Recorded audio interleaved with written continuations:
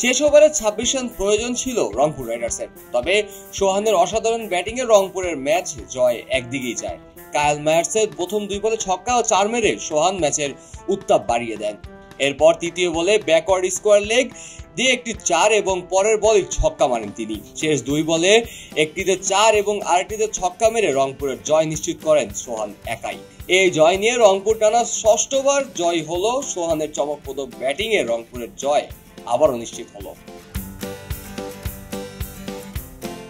সিলেট আন্তর্জাতিক ক্রিকেট স্টেডিয়ামে অনুষ্ঠিত এই ম্যাচে প্রথম অংশে বরিশাল ব্যাটিং করে। টস হেরে আগে ব্যাটিং নেওয়া তামিম ইকবাল সাবধানে শুরু করেন।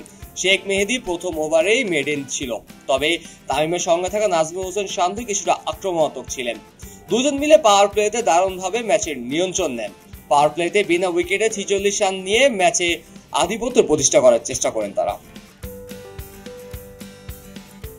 পাওয়ার প্লের পর তামিম ও শান্ত দুজন মিলে 50 রান পূর্ণ করেন।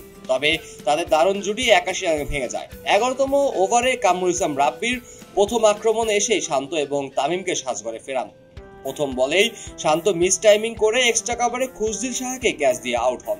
শান্ত 30 বলে 41 রান করেন। এরপর তামিম 34 বলে 40 রান করে বিদায় নেন। তামিমের বিদায়ের পর সিলেট স্টেডিয়ামে আর উত্তেজনা বাড়তে থাকে। তামিম যখন ক্যাচ তুলে দেবার ঝুঁকির মধ্যে ছিলেন তখন কায়েল মায়ার্স প্রথম বলেই ছক্কা মারেন। তবে রাব্বির পরের বলেই মিড অফের সহজ ক্যাচ দিয়ে তামিম সাজঘরে চলে যান। এরপরে মোহাম্মদ সাইফুদ্দিন এবং নাহিদ রানা বোলিং এ এসেও কিছুটা দখল নিলেও 16তম ওভারে 22 রান দেয় রাব্বি।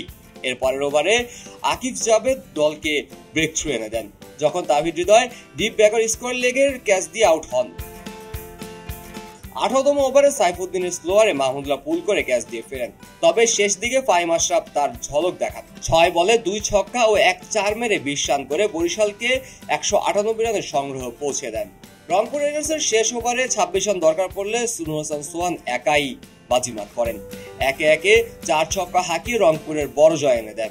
এই জয় রংপুরে টানা 6ষ্ঠ জয় নিশ্চিত হলো। সোহানের অবিস্মরণীয় ব্যাটিং এ রংপুর রাইডার্স ঐতিহাসিক জয় তুলে নিল। কাজী মোহাম্মদ আরাফাত, কে স্পোর্টস, খবরের কাগজ।